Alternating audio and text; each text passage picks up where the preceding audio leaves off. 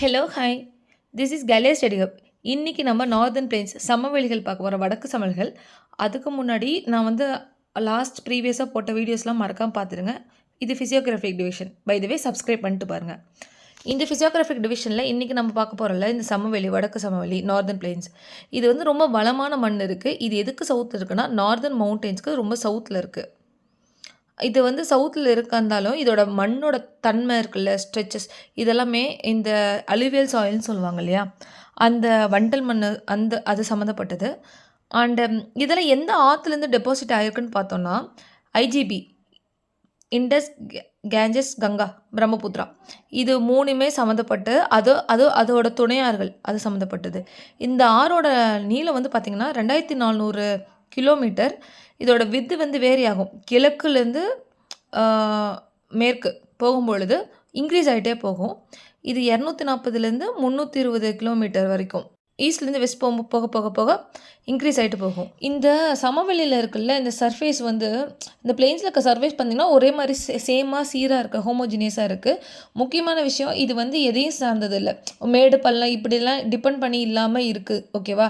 இதில் இருக்கிற பிளெயின்ஸோட இது பார்த்திங்கன்னா ஹிமாலயன்ஸ் அண்ட் இந்தியாவோட மவுண்டெயின் ரேஞ்ச் இருக்குல்ல, அதில் இருக்க ஆறோட ட்ரிபியூட்டரிஸ், அந்த ஆறோட படிவத்தால் மட்டும்தான், அந்த செடிமெண்ட்ஸால் மட்டும்தான் இந்த டெபாசிட் ஆகி ஃபார்ம் ஆகிருக்கு.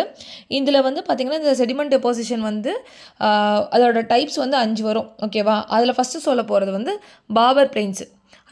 அதில் பாபர் சமவெளி ஃபஸ்ட்டு சொல்கிறேன். இதில் பார்த்தோம்னா இது கிரேவல்ஸ் இருக்குல்ல, இந்த சின்ன சின்ன ஜல்லிக்கல் அதெல்லாமே எப்படின்னா ஆற்றுல அடிச்சுட்டு வரும் இல்லையா, அப்படி எந்த ஆறுனா ஹிமாலயன் ரிவர்ஸில் டெபாசிட் ஆகிருக்குல்ல, அந்த செடிமெண்ட்ஸ் மூலியமாக தான் இந்த கிரேவல்ஸ், இந்த கூழாங்கல் இது மாதிரிலாம் சொல்லுவாங்களே, அந்த டெபாசிஷன் வந்தது. இதில் அதிகமாக போரசிட்டிங் பொழுது அது சின்ன சின்னது இந்த நுண்துளைகள்னு சொல்லுவாங்களே, அது அதிகமாக இருக்கிறதுனால அந்த ஸ்ட்ரீம்ஸ், அது சின்ன சின்ன ஓடையில் வர தண்ணி உள்ளே வாங்கிக்கிறதுனால அந்த ரீஜனில் தண்ணி இல்லாமல் ரொம்ப டிஸப்பியர் ஆகிருக்கு. இது விவசாயம் பண்ணுறதுக்கு ஏற்றதல்ல கிடையாது. ரொம்ப இம்பார்ட்டன்ட் பாயிண்ட்டு. இதோட வித்து 8 கிலோமீட்டர்லேருந்து 15 கிலோமீட்டர் வெஸ்ட்லேருந்து வெஸ்ட்டு ஜம்மு அண்ட் காஷ்மீர் இருக்கு இல்லையா, அந்த இடத்துலேருந்து பார்க்கும்பொழுது ரொம்ப அதிகமான வித்து இருக்கும். ஓகேவா? அப்படியே கொஞ்சம் கொஞ்சமாக அசாம் கிட்ட வரும்போது அது ரொம்ப கம்மியாயிடும். இது ஒரு பெரிய பெரிய ட்ரீஸ் வளர்த்தக்கூடிய இடம் தான், ரொம்ப முக்கியம். ஓகேவா? இது விவசாயத்துக்கு ஏற்ற இடம் இல்லை. அதுக்கடுத்து தராய் மண்டலம். இது இந்த ரொம்ப ஈரப்பதமாக இருக்கும், ரிச் வைல்ட் லைஃபு, ஒரு ஃபாரஸ்ட் இருக்க வேண்டிய இடம், அனிமல்ஸ் இருக்க வேண்டிய இடம் இதுதான். இது எங்கே இருக்குதுன்னா பாபர் பிளெயின்ஸுக்கு சவுத்தில் இருக்குது தராய் ட்ராக்ட். ஓகேவா? இந்த பாபர் பிளெயின் எது கீழே இருக்குன்னா நார்தர்ன் பிளெயின்ஸு அங்கே இருக்குது. ஓகேவா? நார்தர்ன் மவுண்டன்ஸ் கீழே நார்தர்ன் பிளெயின்ஸ், அதில் பாபர் பிளெயின் இருக்குது. அந்த பாபர் பிளெயின் கீழே தராய் ட்ராக்ட். ஓகேவா? எதுக்கு கீழே எதுன்னு மட்டும் மறந்துடாதுங்க. ஓகே, இதோட வித்து பார்த்தோன்னா 15லேருந்து 30 கிலோமீட்டரு. இந்த தராய் ரொம்ப வைடராக இருக்கும் ஈஸ்டில். இதோட கிரேட் பிளெயின்ஸ், எஸ்பெஷலி பிரம்மபுத்திரா வேலியில் பார்க்கும்போது அதிகமான மழை பெய்கிற இடம். ஓகேவா? அந்த இடத்துல கல்டிவேஷன் ரொம்ப கிளியரான இடம், அங்கே பண்ணலாம். வேளாண் சாகுபடிக்காக இந்த காடை கிளியர் பண்ணுறாங்க. இந்த தராய் மண்டலம் எடுத்துக்கிட்டோம்னா ஈரப்பதம், காடு வளர்க்கலாம், நிறைய வனவிலங்குகள் அதிகமாக இருக்கும். இந்த மண்டலத்தில் ஏன் ஈஸ்டில் அதிகமான வித்து இருக்குது, அதிகமாக இருக்க பள்ளத்தாக்கு இருக்க பகுதியாக இருக்க காரணம் இருக்குன்னா, மழை அதிகமாக பெஞ்சு அப்படி ஆகிடுது. அதனால தான். அதுக்கடுத்து விவசாயத்துக்காக தராய் ஃபாரஸ்ட்டு கிளியர் பண்ணுறாங்க, அழிக்கிறாங்க. அதுதான். அதுக்கு பாங்கர்னாலே பழைய அழிவியல். இது எந்த இடம்னா அந்த மேட்டுக்காடுன்னு சொல்லுவாங்கல்ல, அது மாதிரி ஆற்றுக்கும் அதுக்கும் சம்மந்தமே இருக்காது, ஒவ்வொரு கேப் இருக்கும். அந்த எவ்வளோ வெள்ளம் வந்தாலுமே இந்த பாங்கர் சமவெளி, இந்த பழைய அழிவியல் மண் இருக்குல்ல, பழைய வண்டல் மண், இந்த இடத்துக்கும் ஆற்றுக்கும் சம்மந்தம் இல்லை. இது ரொம்ப தொலைதூரமாக இருக்கும். ஓகேவா? இதில் முக்கியமான விஷயம் என்னென்னா, இதோட மண்ணோட வளம் இருக்கு இல்லையா, கலர் பிளாக் கலர், டார்க் கலர்னு சொல்லுவாங்க, கருமையாக அந்த மாதிரி இருக்கும். இதில் ரிச் ஹியூமஸ் கண்டென்ட், அதாவது நல்லா அக்ரிகல்ச்சருக்கு யூஸ்ஃபுல்லான இடம், என்னென்ன மினரல்ஸ் வேணுமோ அதெல்லாம் இருக்கக்கூடிய இடம் தான் பாங்கர் ஓல்ட் அலிவியம். இது ஆற்றுக்கு கொஞ்சம் மேலே இருக்குது, கருமையான வலிமையான இடம். ஓகேவா? இது ரொம்ப ரொம்ப முக்கியமானது. சரியா? பாங்கர் அப்படிங்கிறது பார்த்திங்கன்னா விவசாயம் பண்ணக்கூட தகுதியான இடம். இதே பாபருங்கிறது விவசாயம் பண்ண தகுதி இல்லாத இடம். அங்கே பெரிய பெரிய ட்ரீஸ் மட்டும்தான் வைப்பாங்க. அண்ட் பாங்கரில் தான் விவசாயம் பண்ணுவாங்க. பாங்கர் எதுக்கு, பாபர் எதுக்கு, கன்ஃபியூஸ் ஆகாமல் அது மட்டும் மெமரியில் வச்சுக்கோங்க. சரியா? அடுத்தது போகலாம். காதர் பிளெயின்ஸ், காதர் சமவெளி இருக்கு இல்லையா, இதில் முக்கியமான ஒரு விஷயம் என்னதுன்னா, இந்த காதர் சமவெளியில் வரும்பொழுது நான் இது புதுசாக புதிய வண்டல் மண் சேர்ந்துருக்கும். நியூ அலுவியல் சாயில் இருக்கு இல்லையா, அது அதிகமாக இருக்கிறது இதுதான். அது வந்து காதர்னு சொல்லுவாங்க, இல்லை பெட்டுன்னு சொல்லுவாங்க. இந்த வார்த்தை காதர்னா என்ன, பெட்டுனா என்ன, 6 படிக்கையில் எது காதர் எது பெட்டு என்று கூடப்படா, அது காதர் பிளெயின்ஸு. இதில் என்ன அதிகமாக இருக்கும், நியூ அலுவியம் சாயில் அதிகமாக இருக்கும். சரியா? இதில் வந்து என்னென்னா, இப்போ இந்த ஆற்று படிக்கையில் இந்த புதிய புதிய வண்டல் மண்ணில் கொண்டு வர சேர்கிற இடம் வந்து சேர்ந்துருக்கும். இது வந்து ஒவ்வொரு ஆண்டுமே அந்த சாயில் வந்து புதுசு புதுசாக ரெனோவேட் ஆகிட்டே இருக்கும். பழைய சாயிலே அங்கே தங்கி இருக்காது. இது வந்து இந்த பார்த்திங்கன்னா இது ரொம்ப வளமை வாய்ந்த ஹை ஃபர்டைல் சாயில் இருக்கும். ரொம்ப ரொம்ப அதிகமான இது இருக்கிறது. இதில் முக்கியமான ஒரு சொல்லிட்டா, காதர்னுங்கிறது சின்ன ட்ரிக்கு என்னென்னா, காதர் பிரியாணி. ஓகேவா? காதர் பிரியாணி எப்பயுமே நியூவாக ஃப்ரெஷ்ஷாக இருக்கும். நியூங்கிறது நியூ அலுவியம், ஃப்ரெஷ்ஷுங்கிறது ஃப்ரெஷ்ஷாக அதில் இருக்க ஃபர்டைல அந்த வளமை வாங்குறது ஃப்ரெஷ்ஷாக இருக்கும். எப்பயுமே அது வந்து எப்பயுமே ஃப்ரெஷ்ஷாக டெபாசிட் ஆகிருக்கும். அந்த சாண்டாக இருக்கட்டும், சில்ட்டு கிளே எல்லாமே ஃப்ரெஷ்ஷாக டெபாசிட் ஆகிருக்கும். ஃப்ரெஷ்ஷுங்கிற வார்த்தை, ஒரு பிரியாணி ரொம்ப ஃப்ரெஷ்ஷாக இருக்கும். என்ன பிரியாணி, காதர் பிரியாணி. ஏன் தினம் தான் நியூவாக தானே பண்ணுவாங்க, அதனால் நியூ இதுதான். ஓகேவா? அந்த ஃபர்டைல் வந்து ரொம்ப ஹை ஃபர்டைலாக இருக்கும். இது மட்டும் ஞாபகம் வச்சுக்கோங்க. அதுக்கடுத்து டெல்டாங்கிறது வேறு எதுவும் கிடையாது. அந்த சமவெளி இருக்குல்ல, அங்கே வந்து ட்ரையாங்கிள் ஷேப்பில் வந்திருக்கும் சுந்தர்பன்ஸில். அதை நான் சொல்கிறேன். அந்த வளமையான இது எனக்கு மேப்பில் காமிச்சிடுறேன். மேப்பில் காமிச்சா உங்களுக்கு நல்லா தெரியும். என்னென்னா, இதில் பாருங்களேன், இங்கே வந்து பார்த்திங்கன்னா இந்த சுந்தர்வன காடு இருக்கு இல்லையா, இங்கே ஆரம்பித்து இந்த பிரம்மபுத்திரா, இந்த கங்கா, இதெல்லாம் ஜாயிண்ட் ஆகிரு இந்த இடம் தான். ஓகேவா? இந்த கங்கா பிரம்மபுத்திரா இந்த ஆறு இப்படி வந்து இங்கே வந்து ஜாயிண்ட் ஆகுது. இந்த இடத்துல ஒரு முக்கோணம் இதில் இருக்குல்ல, இது ரொம்ப ரொம்ப முக்கியமானது. இங்கே வந்து ஆற்றுப்படுக்கையில் வந்து அது டெபாசிட் ஆகிடுது. அப்போது வந்து டெபாசிட் ஆகும் பொழுது சார்ல்ஸ் பில்ஸ்ன்னு சொல்லி 2 இருக்குது. சார்ல்ஸ்னால் என்ன, பில்ஸ்னால் என்னன்னு சொல்கிறேன். சார்ல்ஸுக்கும் பில்ஸ்க்கு என்ன டிஃப்ரென்ஸ்னால், சார்ல்ஸுங்கிறது ஒரு நிலம் மேலே இருக்கு இல்லையா, ஒரு மேட்டு நிலம் மாதிரி, இல்லைன்னா ஒரு உயர்நிலை பகுதி, அது வந்து சார்ல்ஸும்பாங்க. பில்ஸ்னால் என்னென்னா, அது வந்து சதுப்பு நில காடுகள், இந்த மேங்க்ரூவ் ஃபாரஸ்ட் இருக்கு இல்லையா, அது வந்து பில்ஸும்பாங்க. இதில் வந்து முக்கியமானது என்னென்னா, இதில் பழைய மண்ணும் இருக்கும், புதிய மண்ணும் இருக்கும், சதுப்பு நிலமெல்லாம் அதுக்கான மார்ஷ் மண்ணும் இருக்கும். ஓகேவா?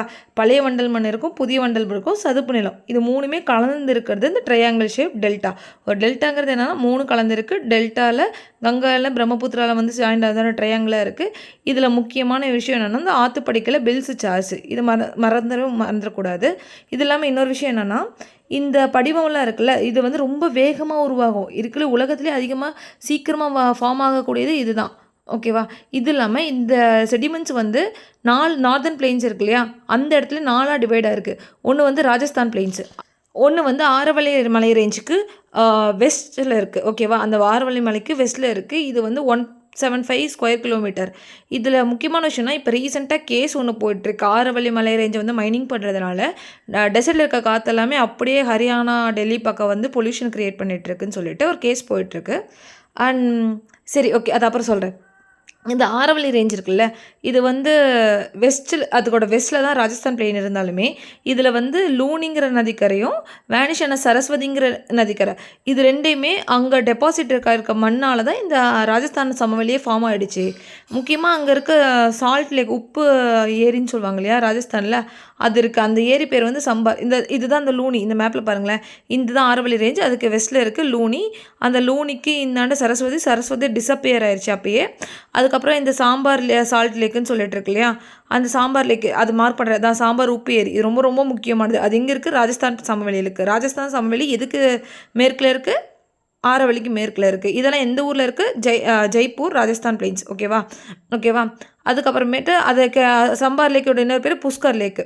இது இல்லாமல் இந்த பாலைவனத்தில் இருக்கல கிரேட் இந்தியன் டெசர்ட்னு சொல்லுவாங்க தெரியுமா, அந்த தார் டெசர்ட். இப்போ பாருங்கள், இந்த மேப்பில் காட்டுறேன். இந்த தார் டெசர்ட் வந்து இந்த இடத்துல இருக்குது. ஓகேவா? இது வந்து 2 லட்சம் ஸ்கொயர் கிலோமீட்டர் கவர் பண்ணுது. இது வந்து ஒரு பார்டராக இருக்குது. ஓகேவா? இது என்னென்ன பார்டர்னு நான் கிளியராக ஜூம் பண்ணி காட்டுறேன். இது வந்து பார்த்திங்கன்னா, இதுதான் டெசர்ட்னா, இது பாகிஸ்தானுக்கும் இந்தியாவுக்கும், இதுதான் இங்கே டெசர்ட் இருக்குது, இங்கே பாகிஸ்தான் இருக்குது, இங்கே இந்தியா இருக்குது. இதுக்கு நடுவில் வந்து ஒரு இயற்கையான ஒரு பவுண்ட்ரியாக பார்டராகவே இது அமைஞ்சிருச்சுன்னு வச்சுக்கோங்களேன். இல்லை 3ல் 2 பங்கு, அதாவது ஆரவல்லி மரத்தை தொடக்கு இதுக்கு இந்தாண்ட தானே ராஜஸ்தான் பிளெயின்ஸ் பார்த்தோம். அந்த ராஜஸ்தான்லேயே அதிலோட மேற்கில் தான் இந்த டெசர்ட் இருக்குது. அந்த டெசர்ட் வந்து 3ல் 2 பங்கு வந்து ராஜஸ்தான் மாநிலத்தை சேர்ந்ததுங்கிறாங்க. அது இல்லாமல் இந்த தார் டெசர்ட்டில் வந்து 2 மேஜர் டிவிஷன்ஸ் இருக்குது. ஓகேவா? இது வந்து 7வது பெரிய லார்ஜஸ்ட் டெசர்ட்டு. இதில் என்ன 2 மேஜர் டிவிஷன் பார்த்தோம்னா, அது வந்து மருஸ்தலி, பாங்கர். மருஸ்தலினா என்னென்னா ஆக்சுவல் டெசர்ட் அதுதான். ஓகேவா? பாங்கருங்கும் பொழுது பாதி தான் அந்த டெசர்ட் ரீஜனாக இருக்கும். முழு பாலைவனம்னா மருஸ்தலி, பாதி பாலைவனம், அரை பாலைவனம்னா பாங்கர். இது மறக்கவே மறக்காதீங்க. இதெல்லாம் ரொம்ப ரொம்ப முக்கியமானது. 7வது பெரிய பாலைவனமாக இருக்குது. இந்த பாலைவனம் எதுக்கு மேற்கில் இருக்குது அப்படிங்கிறதெல்லாம் ரொம்ப ரொம்ப முக்கியமானது. அதுக்கப்புறம் அந்த உப்பு ஏரிக்கு இன்னொரு பேர் இருக்குது. அது பேர் என்ன சொல்லுவாங்கன்னா தான்ஸ். இந்த பாலைவனத்தில் உப்பு ஏரி இருக்குது, தான்ஸ் இருக்குது. அப்புறமேட்டு முக்கியமானது என்னென்னா மணல் திட்டுகள், அந்த சாண்ட் டியூன்ஸ் மாதிரி இருக்குல்ல, அங்கங்கே இருக்குல்ல, அது மாதிரி இருக்கும். அதுக்கடுத்து பஞ்சாப் ஹரியானா பிளைன்ஸ். இது வந்து டெசர்ட்டுக்கு வந்து நார்த் ஈஸ்டில் இருக்குது. இது வந்து 1,75,000 சதுர கிலோமீட்டர், ஸ்கொயர் கிலோமீட்டர் இருக்குதுன்னு சொல்கிறாங்கல்ல. இதில் வந்து அதிகமாக இந்த பஞ்சாப் ஹரியானா பிளைன்ஸில் என்ன ஃபார்மாக இருக்குன்னா டெபாசிஷன், எந்த ரிவரோட டெபாசிஷன் பார்த்தோம்னா சட்லஜ், ராவி, பியாஸ், இதோட இது தான் இருக்குது. இது வந்து நார்த் ஈஸ்ட், மறந்துடாதீங்க. இதுக்கு கிரேட் இந்தியன் டெசர்ட்டுக்கு நார்த் ஈஸ்டில் இருக்குது.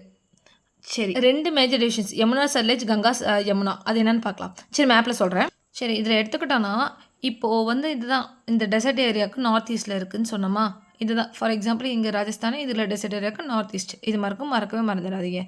அதுக்கப்புறமேட்டு இன்னொரு விஷயம் வந்து இது வந்து சட்லஜ், பியாஸ், ராவி, இந்த 3ஓட நதிக்கரையோட ட்ரிபியூட்டரிஸ், இந்த 3ஓட ட்ரிபியூட்டரிஸ் தான் இங்கே வந்து இருக்குது. பஞ்சாப் ஹரியானா பிளெயின்ஸ் எல்லாம் இருக்குது. ஓகேவா? முக்கியமான ஒரு விஷயம் என்னென்னு பார்த்தோம்னா, இந்த பஞ்சாப் ஹரியானா பிளெயின்ஸில் வந்துட்டு 2 இருக்கு இல்லையா, 2 வாட்டர் ஷெட்ஸாக நீர் சமவெளி. அது என்னென்னு பார்த்தீங்கன்னா இந்த யமுனா, கங்கா, அதுக்கப்புறம் சட்லஜ், யமுனா சட்லஜ், இதுதான். ஓகேவா? இதில் தமிழில் பார்த்தோம்னா அந்த இப்போ நான் சொன்னதே தான் வரும். நீர்பிரி மேடாக தான் வந்திருக்கு அந்த 2. இந்த கங்கை யமுனாவும் யமுனா சட்லஜ் 2மே ஆற்றிடை சமவெளின்னு சொல்கிறாங்க. ரொம்ப ரொம்ப முக்கியம். சரியா? அடுத்தது நம்ம கங்கா சமவெளி பார்க்கலாம். இது வந்து மேற்கில் இருக்க யமுனாவில் ஆரம்பித்து பங்களாதேஷில், கிழக்கில் இருக்க பங்களாதேஷ் வரைக்கும் இருக்குது. இது வந்து 3.75 ஸ்கொயர் கிலோமீட்டர் கவர் பண்ணுது. இதோட ட்ரிபியூட்டரிஸ்லாம் காகரா, கதா, கோசி, யமுனா, சாம்பல், பெத்வா. என்னதான் இருந்தாலுமே இது வந்து இந்தியாவிலே லார்ஜஸ்ட் சமவெளி, பெரிய சமவெளியாக தான் கங்கை சமவெளி தான் இந்தியாவில். இதோட மொத்த பிளெயினுமே அப்பர், மிடில், லோயர் 3ஆக பிரிச்சிருக்கோம். அது வந்து டுவர்ட்ஸ் வந்து எங்கே போகுதுன்னா கிழக்கு மட்டும் தென்கிழக்கு நோக்கி போகுது. அந்த சமவெளியில் இருக்குது எல்லாமே. அந்த ஸ்லோப்பே அப்படி தான் கீழே இறங்கி போகிற மாதிரி தான் இருக்குது. கிழக்கு, தென்கிழக்கு, இதை மறந்துடுங்க. அது எங்கே போகுது, என்னென்ன ட்ரிபியூட்டரி இருக்குது, அது எங்கே ஆரம்பித்து எங்கே முடியுது, இது ரொம்ப முக்கியம். சரி, அதை மேப்பில் சொல்கிறேன். இதில் பார்த்தோன்னா இப்போது இருக்கு இல்லையா, இதில் கங்கா இங்கே ஆரம்பிக்குது. அதோட ட்ரிபியூட்டரி தான் யமுனா. அப்புறமேட்டு இப்படி தான் போகும். இந்த மாதிரி மற்ற ட்ரிபியூட்டரிலாம் சேர்ந்துட்டு இப்படி தான் போய் முடியும். கிழக்கு மற்றும் தென்கிழக்கு. இதுதான் மொத்தம் 3.75 ஸ்கொயர் கிலோமீட்டர் சொல்கிறாங்க. அது இல்லாமல் இது வந்து முக்கியமான விஷயம் என்னென்னா இதில் இருக்க ட்ரிபியூட்டரிஸ் ஞாபகம் வச்சுக்கோங்க. காக்கரா, கண்டக், கோசி, அதுக்கப்புறமேட்டு சாம்பல், அதுக்கப்புறமேட்டு பெட்வா, இதெல்லாமே இருக்குது. சோன், இதெல்லாமே. அதில் முக்கியமான விஷயம் என்னென்னா இந்த ட்ரிபியூட்டரிஸ் வந்து எப்படி எக்ஸாம்பிள் கேட்போன்னா அந்த கங்கை ஆறுக்கு வலது பக்கம் என்ன இருக்குது, இடது பக்கம் என்ன இருக்குது அப்படின்னு தான் எக்ஸாம்பிள் கேட்பான். அது வந்து இருக்கலையே இந்தியாவிலே பெரிய சமவெளி இருக்கிற என்ன சமவெளினா அது கங்கை சமவெளி. அது மறக்கக்கூடாது. இதில் முக்கியமான விஷயம் என்ன பார்த்தீங்கன்னா இது வந்து கிழக்கையும் தென்கிழக்கு, ஈஸ்ட் அண்ட் சவுத் ஈஸ்ட்டு சார்ந்தது. ஏன் அப்படின்னா இது வந்து ரொம்ப சரிவாக ஸ்லோப்பாக இருக்கனால ட்ரிபியூட்டரிஸில் இருக்க வாட்டர்ஸ் எல்லாமே இந்த பக்கம் தான் வரும். இந்த பிளெயினே வந்து ஸ்லோப்பான இடத்துல இருக்குது. அடுத்து பிரம்மபுத்திரா பிளெயின். இந்த பிரம்மபுத்திரா சமவெளி இருக்கு இல்லையா, இது மெயினாக எங்கே இருக்குன்னா அசாம் ஸ்டேட்டில் இருக்குது. இந்த பிளெயின் வந்து இந்தியாவுக்கு கிழக்கில் இருக்குது. இது பிரம்மபுத்திராவில் வந்து டெபாசிட்டாக இருக்க இந்த செடிமெண்ட்ஸ்லாம் இருக்குது இல்லையா, அதெல்லாமே ஒரு லோ லெவலில் தான் இருக்குது. தாழ்வான ஒரு பகுதியை சேர்ந்ததாக தான் இருக்குது. இதில் முக்கியமான வந்து விஷயம் என்னென்னா இந்த சமவெளியில் வந்து அதிகமான வண்டல்மான மண், அலுவியல் சாயில் இருக்கு இல்லையா, அந்த அலுவியலோட இதுவும் அந்த மார்ஷி ட்ராக்ஸ், அந்த தராய் எனப்படும் அந்த சதுப்பு நிலம் இருக்கு இல்லையா, அந்த சதுப்பாக இருக்குது அப்படின்னு சொல்கிறாங்க. அது இல்லாமல் முக்கியமான ஒரு விஷயம் என்னென்னு பார்த்தோம்னா இந்த மேப்பில் இங்கே மென்ஷன் பண்ணுறேன் பாருங்கள். இந்த பிரம்மபுத்திரா இருக்கு இல்லையா, இந்த இடத்துல தான் எல்லாமே இருக்குது. இது வந்து அசாம் அங்கே இருக்குது. அது லோ லெவல் பிளெயின் சொல்கிறதா இருக்கட்டும். இது வந்து கிட்டத்தட்ட இந்த டெபாசிட் இருக்கு இல்லையா, இந்த ஏரியா கவர் ஆகிறதே 56,275 ஸ்கொயர் கிலோமீட்டர். அலுவியலாக இருக்கட்டும், சதுப்பாக இருக்கட்டும், எல்லாமே இந்த இடத்துல தான் வந்து கவர் ஆகுது. ஓகே, இதோட இந்த கிரேட் நார்தர்ன் பிளெயின்ஸ் முடிஞ்சிருச்சு. அண்டு உங்களுக்கு ஏதாவது டாப்பிக்கில் டவுட் இருந்தால் அது கமெண்ட்டில் சொல்லுங்கள். அண்ட் முக்கியமான ஒரு விஷயம் என்னென்னா மறக்காமல் சப்ஸ்கிரைப் பண்ணுங்கள். தேங்க்யூ. பை.